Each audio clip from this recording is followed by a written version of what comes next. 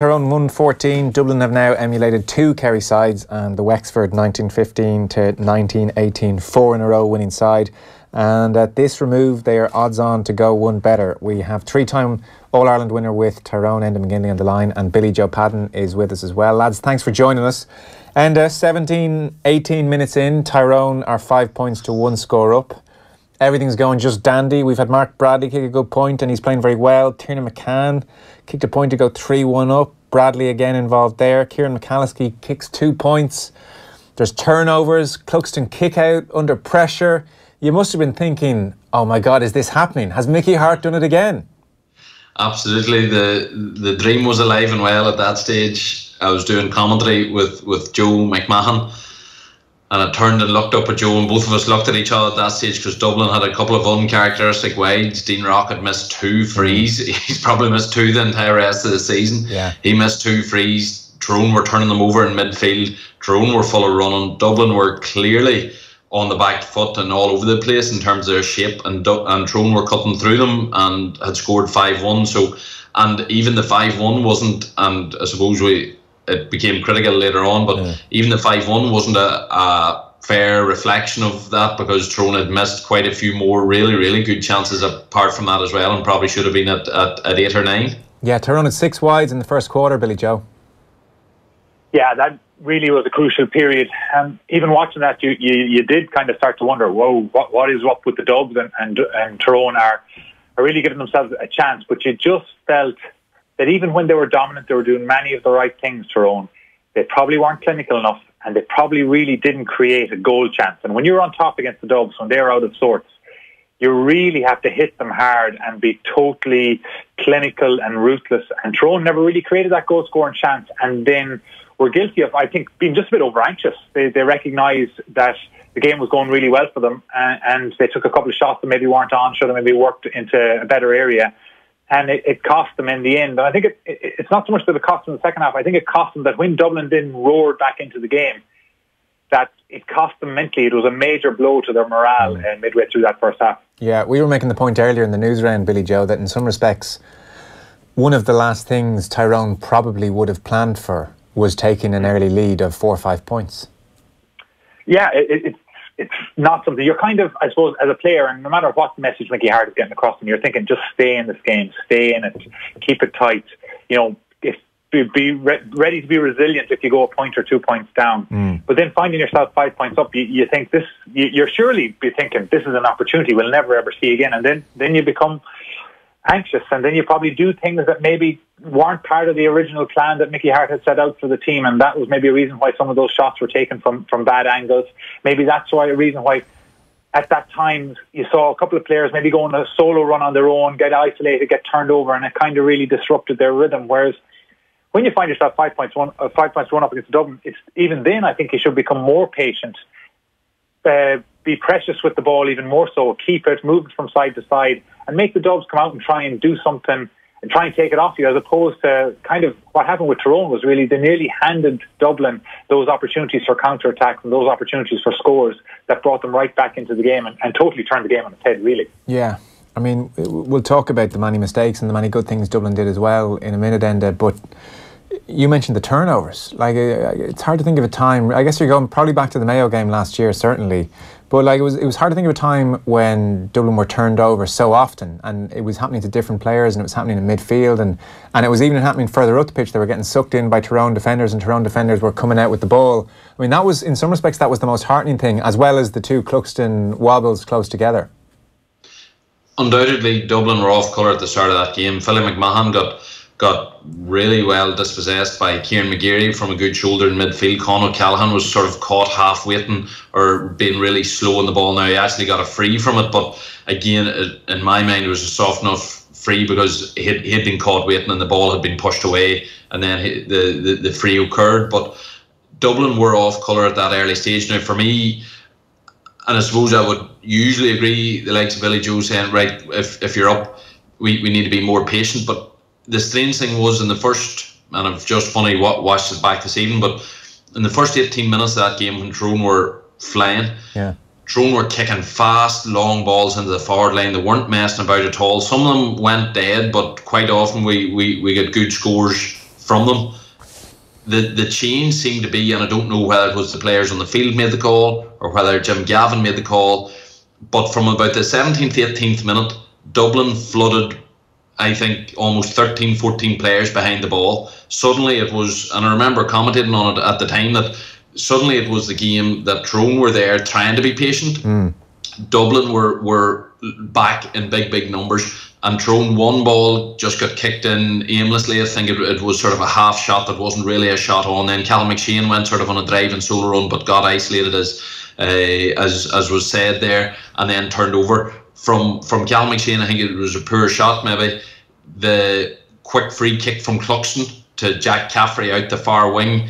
Dublin had numbers back then. They stormed up the pitch. Jack Caffrey released Kieran Kilkenny. They got the point, and from there, then Dublin pushed back out. But without a doubt, Dublin stemmed the pressure because Dublin were all at sea, and they probably done a very smart move. They pulled everybody back. Right, let's slow this game down because Tyrone are cutting us to shreds and then side with long ball. Let's slow this game down. Let's cut off the long balls. Make Tyrone go through the phases, because where Dublin are fantastic at going through the phases and make so few errors, Tyrone aren't at the same quality level as Dublin, and so we're more likely to cough up a few errors, and it stopped the game that was hurting Dublin most at the start, that fast long ball.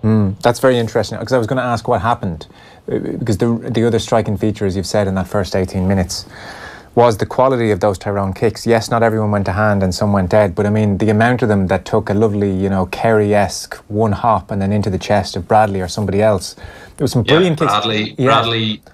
Bradley won a couple. Petey Hart won two. Now no scores came off the two into Petey Hart, which is critical too. But they give a team energy though, and they give a team encouragement, and they were very aggressive, you were getting the length of the pitch in 2 or 3 kicks.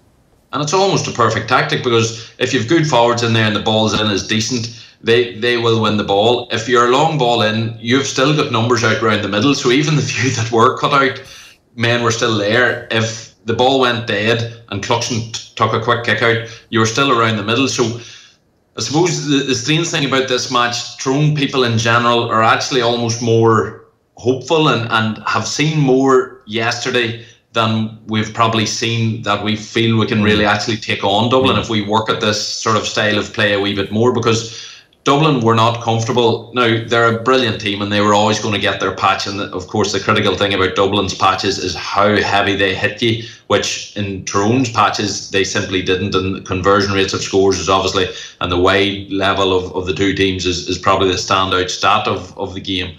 But in them first 18 minutes, Tyrone playing fast, direct ball into the full forward line was causing Dublin difficulties. Dublin solved that problem by pulling everybody back. Then they got a couple of attacks, hit Tyrone heavily for scores, and then when Dublin were on top heavily on the scoreboard, the game obviously took a completely different dynamic. Yeah, and look, that's the point, Billy Joe, isn't it? Because if somebody who didn't see the game or hear about the game was just listening to us now, we're making it sound like a cliffhanger and a nail-biter. Dublin hit Tyrone for 2-4 then over the next 13 minutes. They went in with a 7-point lead at the break, and frankly, it was a fairly insipid second half. I mean, by the standards we would hope for in comparison with last year. That 6 to 8 point bubble was there, and it never really went away until the Hart penalty very late on. So the game then was completely on Dublin's terms, and it was over really. It felt over at half time. So ultimately it was a disappointing final.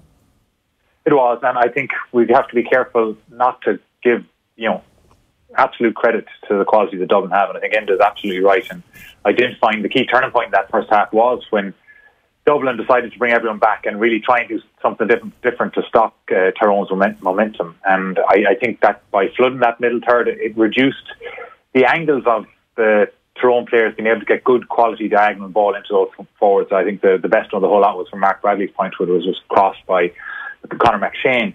And I think that's one of the great skills about this Dublin team, is that their tactical discipline, that they were able to look at something that was going wrong for them and then change it quickly on the field. And that isn't all about Jim Gavin. That's players at that time understanding what they need to do as well. And I think that's to their great credit, that they are exceptionally prepared in terms of their tactical discipline and what they need to do at certain periods. And I think that we've seen many great teams over the decades, and you could identify 4 or 5 players as being stalwarts throughout significant periods of victories. But the baton just seems to be passed to different Dublin players each year, and Kieran Kilkenny and Fenton. And I think in particular, McCaffrey was good throughout, but in particular, Kieran Kilkenny, from a player who had done really nothing in the game, up for the first 15-20 minutes, he had a huge influence on the next 15-20 minutes of that first half, and it's those sort of reactions that is the reason why they're so good. Yeah. Malachy Clerkin had the point that this team is 6 months younger than the team that won in 2015. So this is not a team who have put together a 4 in a row and are coming to the end. This is a team who are 6 months younger than the 2015 team. Bernard Brogan doesn't get into 26. Paul Flynn doesn't come on. I mean, if we look to the future, and it is distinctly possible for us to say that this team could be a year or 2 or 3 off their absolute peak, certainly from a physical point of view. I mean, the majority of them are in their mid-20s.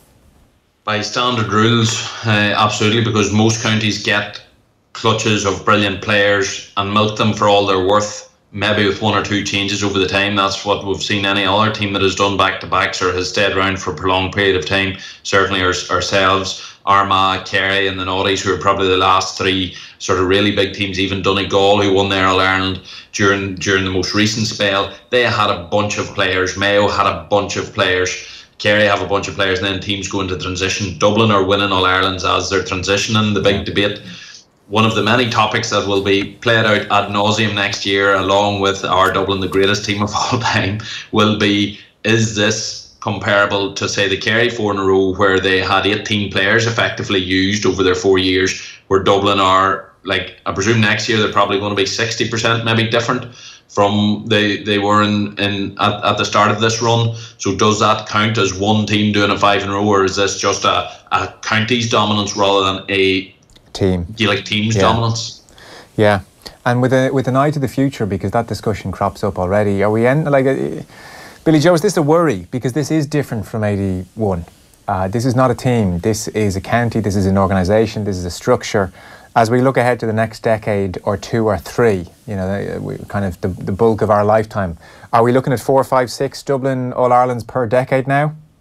I think so. I think when you consider the way they're organised, the way their clubs in Dublin keep producing quality players. Of course, Dublin with their population are always going to have, I suppose, an abundance of fine athletes that you could turn into Gaelic footballers. But I think on top of that, what you're seeing now is that their clubs are producing really, really skillful, intelligent players that maybe wasn't the case 20 years ago, even though they had a population base.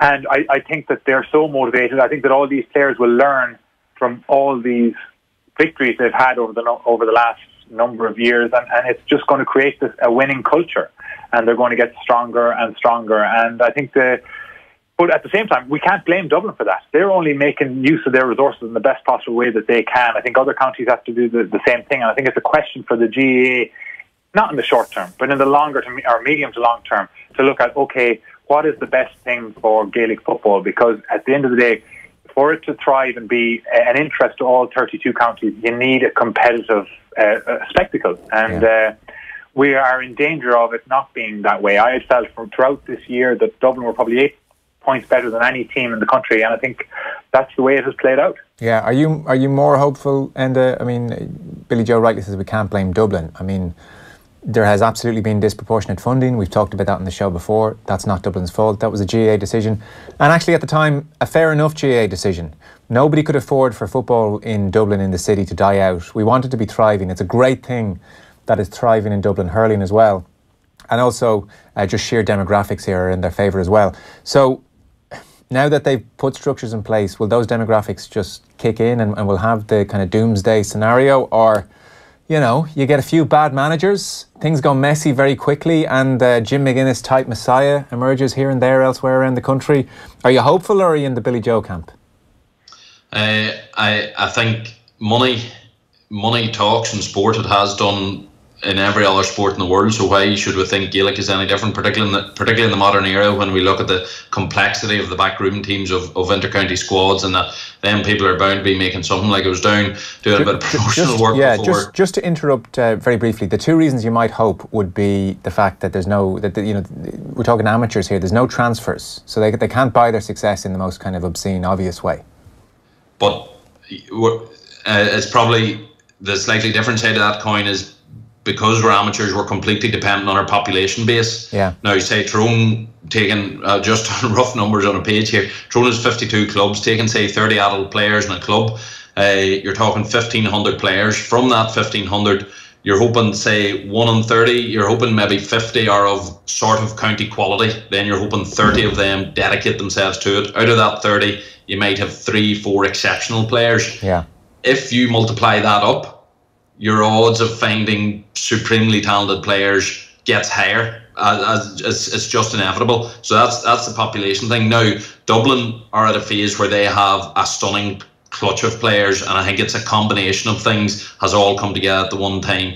I don't think that level of superiority will continue, but I think Dublin always competing at the top level is going to be there, and I think they will win probably 50% of the Irelands for the next 10, 12, maybe 20 years.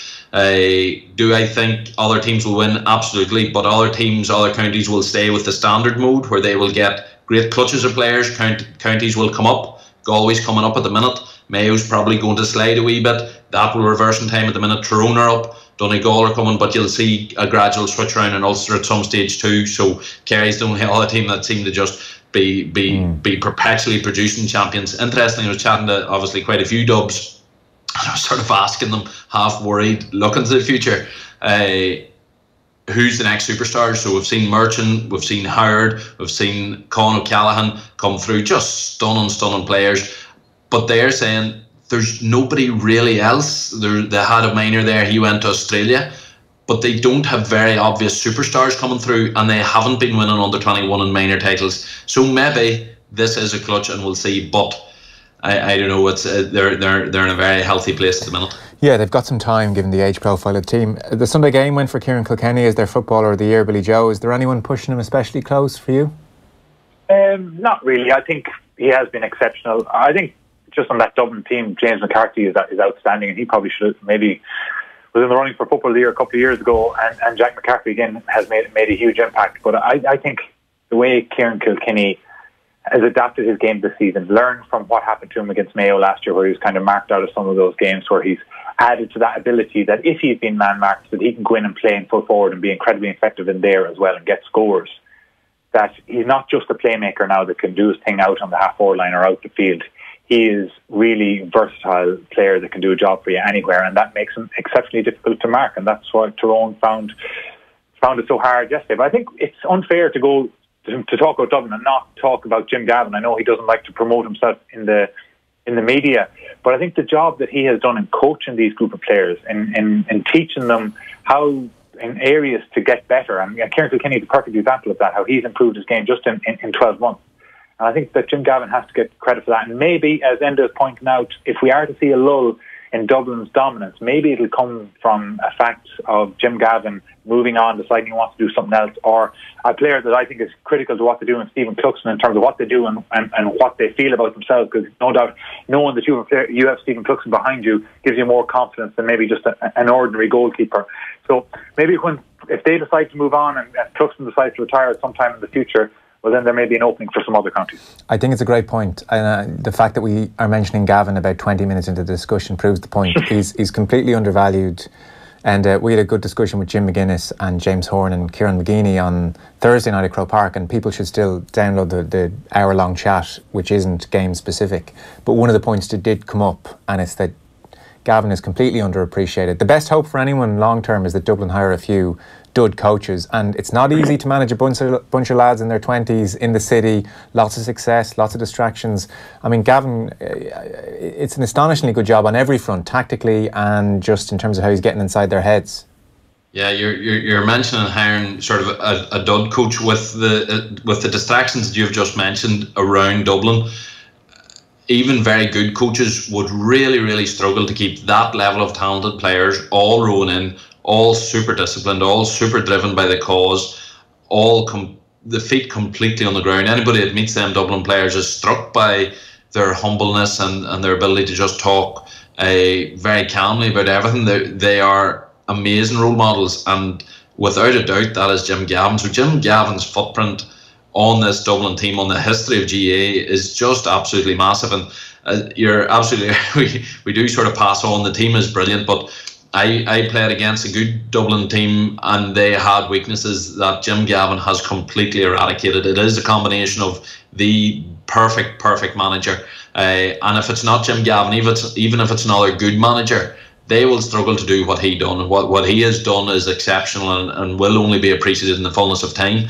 But for me, I suppose I'm always looking at it from the outsider point of view and moving towards next year now. And even I was at the Tyrone banquet last night, the drive has to be in every other county, particularly them top 4 or 5 that are within touching distance, or certainly the closest that of other counties there to Dublin.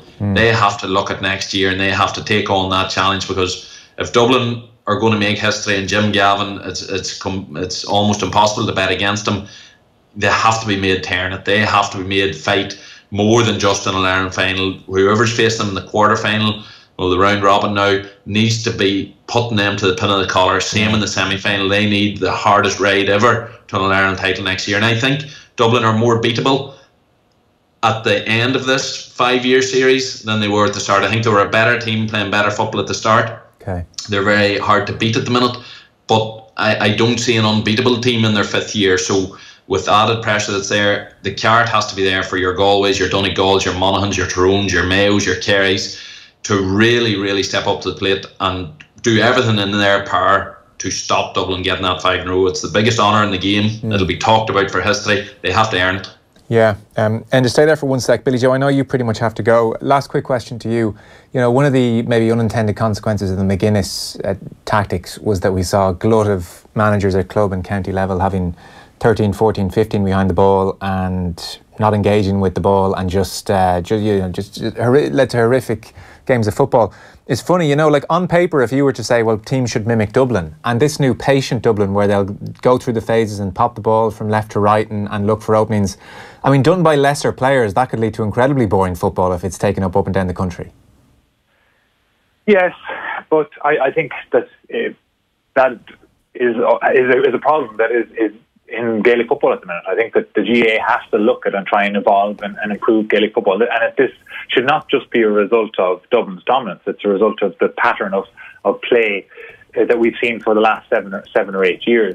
But I think if you're looking at a manager that wants to play winning football, I think you only have to look at the things that Dublin do well. And as Enda rightly pointed out earlier in this conversation, that the key thing for Dublin was when they got everyone behind the ball to try and knock Tyrone out of their momentum. And I think it's that versatility that a team has to have that separates average teams from good teams. I suppose the difference with Dublin is that they can give any way you want, but then in terms of their organisation and their knowledge of what they want to do, just set pieces, for example, kickouts, that separates them from the normal teams. Yeah, no, it's true. Billy Joe, we'll let you go. Thanks a million. No problem, Joe. And before you go, you mentioned you were at the banquet last night. So you sort of said there that Tyrone fans can almost come away from yesterday with a sense of hope about the future. You know, some of that attacking verve that we saw in the first 18, 20 minutes. One, do you get the impression the players kind of got a glimpse of that and maybe are feeling better about things? And tied in with all that, Mickey Hart, did he talk about 2019 and being as enthused as ever and wanting to have a crack later on? And I presume he has credit in the bank now after yesterday.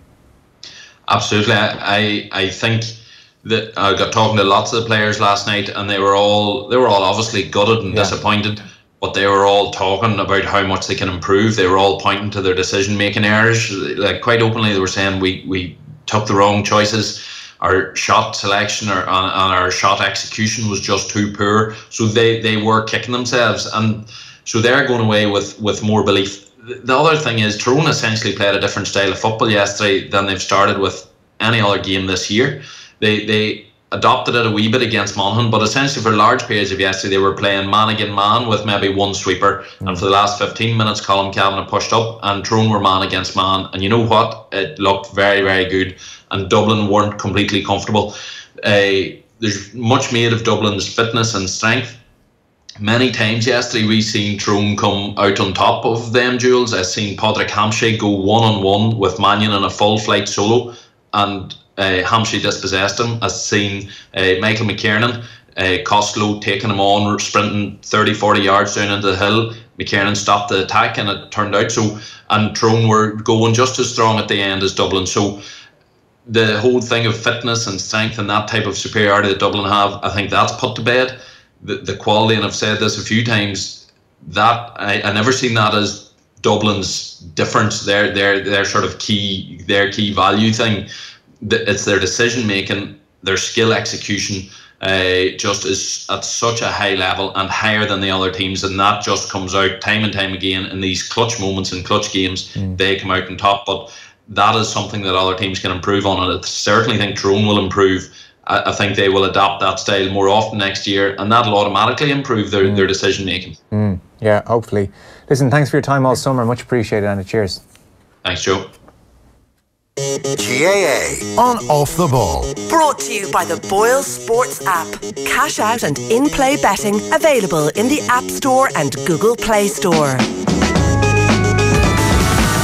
Recently on Lunchtime Live, we ripped up the running order and went completely unscripted. We have had everything from dyslexia to pigeon fanciers, and it will keep going in that vein. Whatever you want to talk about, we're going to talk about it. This Friday, we're handing over the reins to you Once again. We want you to share your story